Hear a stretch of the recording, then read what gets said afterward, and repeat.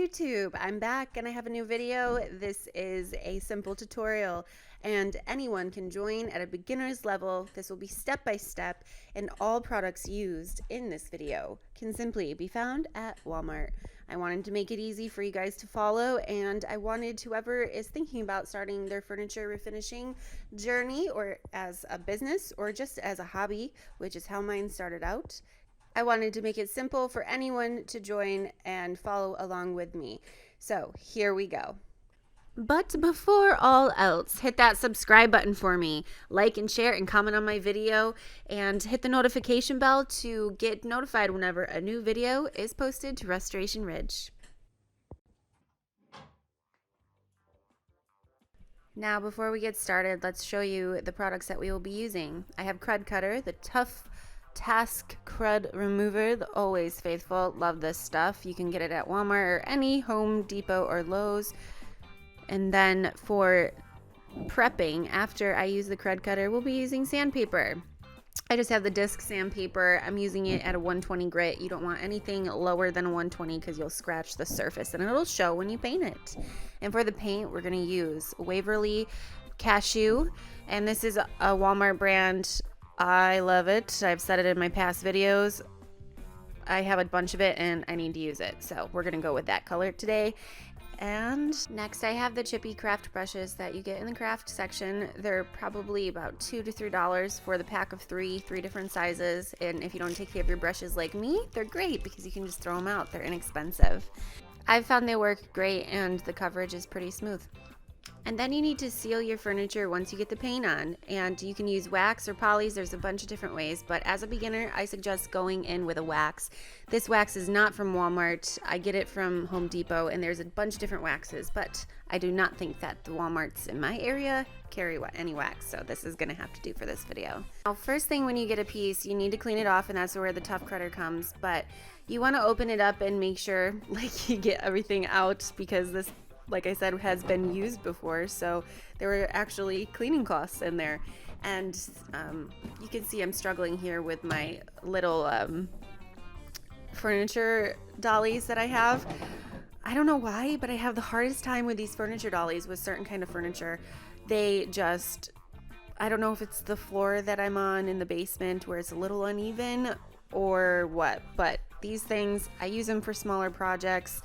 They're not the best, but I do suggest trying them and getting them because they might work for you. I have had them work really great for me. And then, like you're going to see in this video, I'm fighting a battle with these dollies. I apologize ahead of time. Now, what I'm doing here is I am spraying the piece down with the Tough Crutter. I kind of let it sit on there for about 3 to 5 minutes and really let it penetrate the surface of the piece of furniture, and then I'm going to come in with a rag and scrub it. Use a little elbow grease. It's going to take off not only all the crud that's been sitting on there, but it kind of deglosses it. And deglossing it is great because in order to use chalk paint, you need to scruff up your surface, and you need to open up the surface a little bit. You can paint on a non-scruffed surface, but that's not really good prep work. And prep work is where it all starts to have a piece that is going to be long lasting. So step one, always clean your piece. Cleaning is the number one step that you need to do. And don't be afraid to flip over your piece. Get underneath. You want all the cobwebs, especially if you're reselling this piece of furniture. You don't want to sell it with nasty things like spiders or cobwebs that just accumulate from either it's been sitting or it's been in a garage or something. I have had some creatures pop out at me and it's not fun. Now that the piece is cleaned, I'm going to come in with my sandpaper, and I just use a sanding pad, and I just wrap the sandpaper around it. I'm giving it a nice scruff. You want to take off that shiny finish. If the Tough Crutter didn't take it off, you're still going to be able to see where that glossy finish is. And the less gloss you have on your piece, the better the chalk paint is going to adhere to your piece. And that's not just for chalk paint, that's for all paints.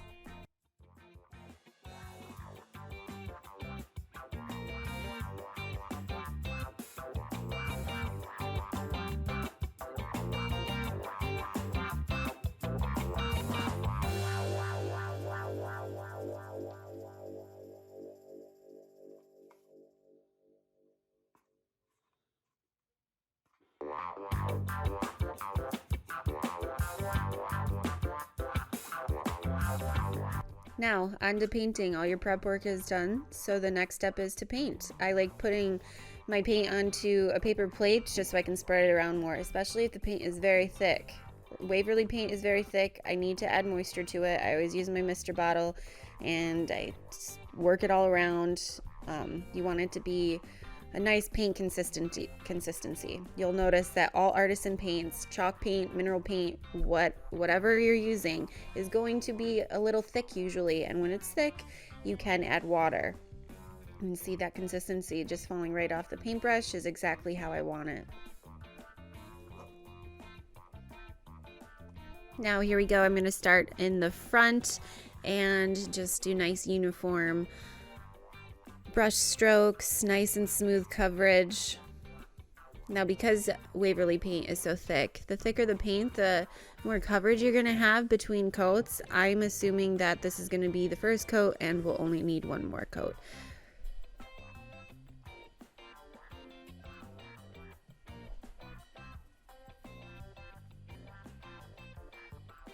And when we go around details, edges, ledges, whatever, you want to make sure you're fanning the paint enough to where there's not any drip or runs, especially in the corners where paint can gather up.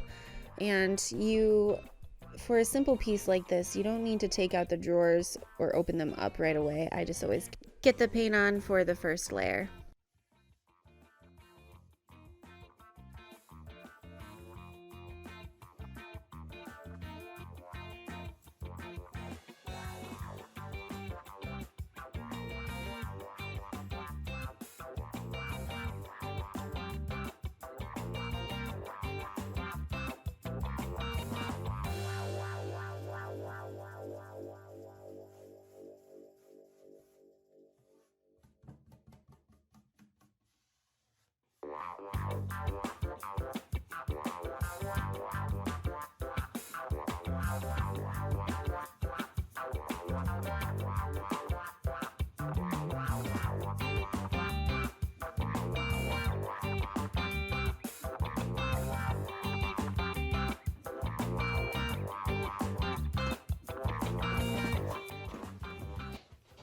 Sometimes you just gotta sit on the floor.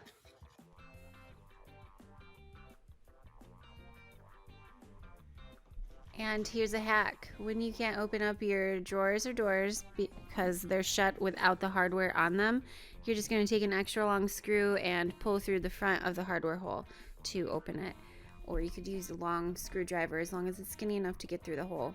And then you're going to see here, I'm changing to the medium-sized brush as opposed to the large brush that I started with. This is going to help me get around the edges a lot more efficiently as opposed to the larger brush that I started with.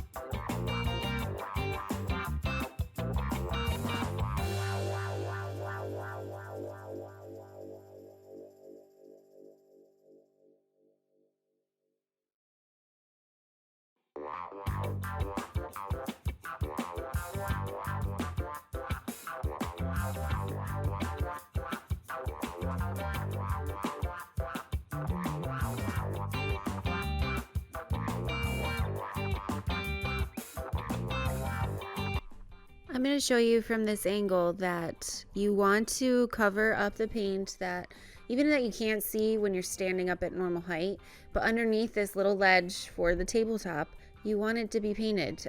Nobody wants to buy a piece that just looks good in one certain angle. I mean, if you flip this piece over, you just want it to look uniform. You want it to look put together. You don't want to look like you slacked and just didn't brush anything underneath.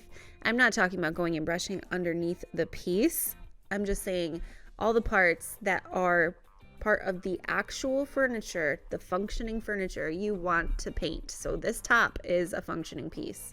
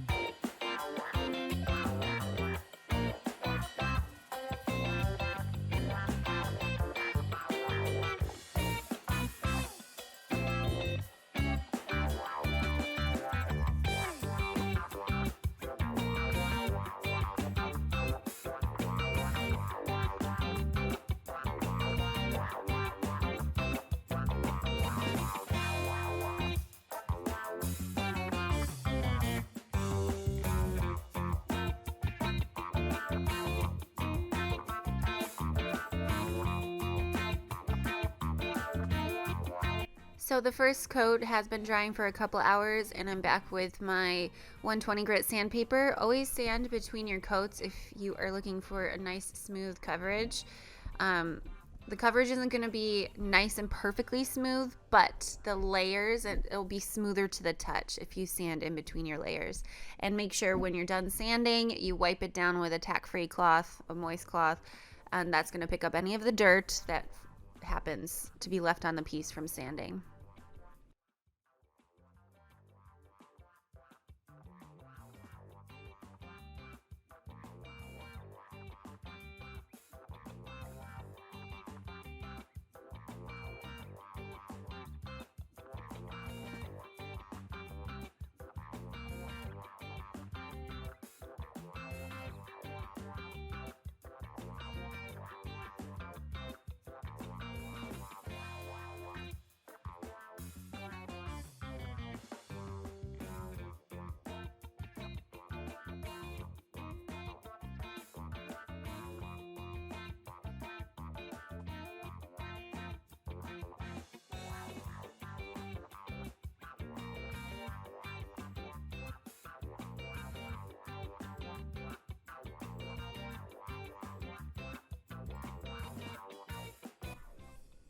Now it's time for the second coat. The second coat always seems to go on much smoother and much faster. And like I said, I'm only gonna need 2 coats for this part.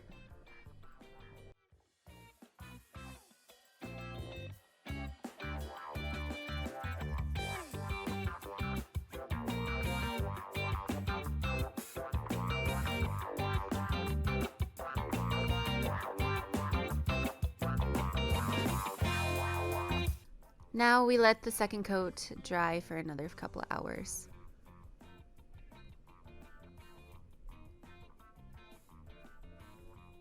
All right, all dry, and for the new hardware, I have this pretty bone lay that I got from Hobby Lobby, and I'm going back here now. I'm gonna add some distressing, and you can use 220 grit sandpaper.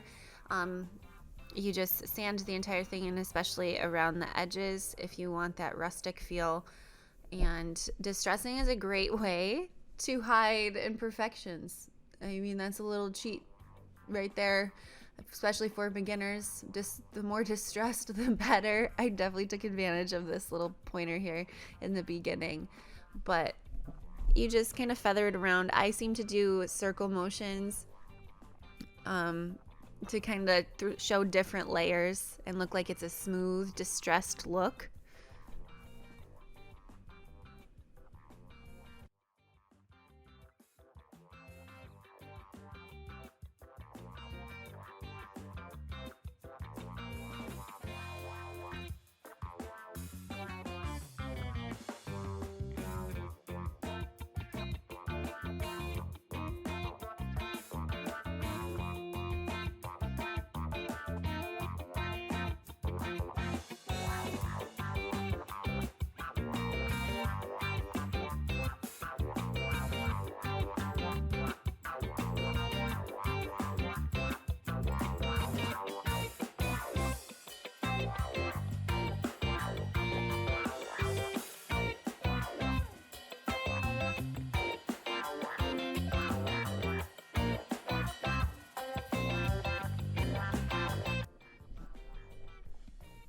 And again, once you're done distressing and all that dust is still on there, you take your moist tack-free cloth, whatever cloth you're going to use, and you just wipe away the dust.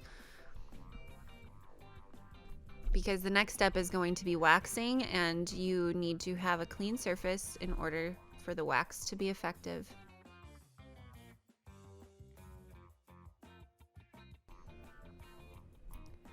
Now for the wax, you definitely need a designated wax brush, and the bulkier the better, because wax is all about working in the wax onto the surface in circular motions. You need to buff it in there. And this chunky wax brush that I have, it gets a lot on there at the same time, so I feel like it's cutting my time in half. I used to use a really small brush because it's what I had, and now that I have this big chunker, it is definitely cutting my time in half. And when you see me buff it in here to the piece, if you look closely, you can see the difference of where the wax is and the wax is not. The wax makes it look almost like a pretty matte finish, but with a tiny bit of a sheen. Without the wax, the chalk paint looks dry. It looks thirsty. So the wax is just saturating the entire surface of the chalk paint. You cover the entire surface. Once you get it all covered and into all the nooks and crannies, you can let it sit. I usually let mine sit for about 10 minutes, and then I wipe off with another cloth, a tack-free cloth. And wax takes about 30 days to fully cure. When you use wax, you can sell the piece after. You don't have to wait that 30 days to cure, but I would notify your buyer that to take it easy, not to do any kind of a super abrasive cleaning on it, because the wax still needs to set and fully cure.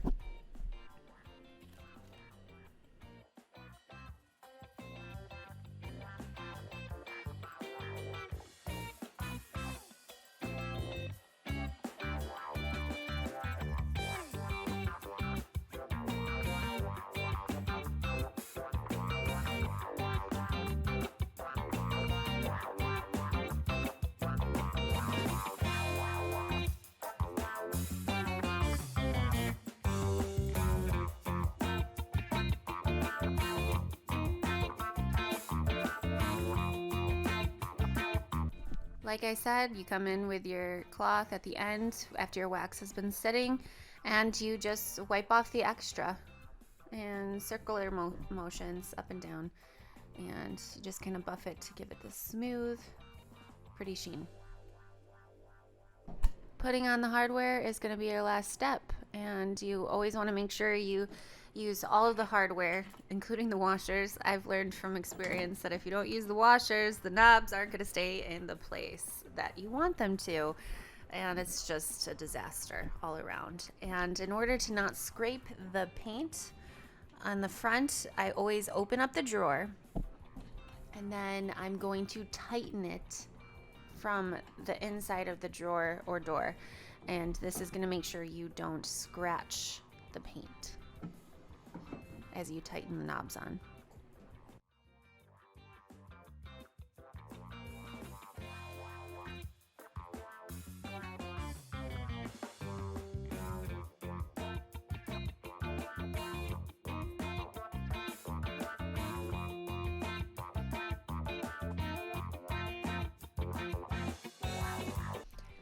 And there it is, a super simple, easy flip, very beginner entry level tutorial on how to do furniture. Whether you're wanting to do it as a hobby, whether you're wanting to do it for profit, you got to start somewhere, and starting very simple is the first step. And remember, guys, go ahead and subscribe and like and share, comment on my video, and I will see you next time.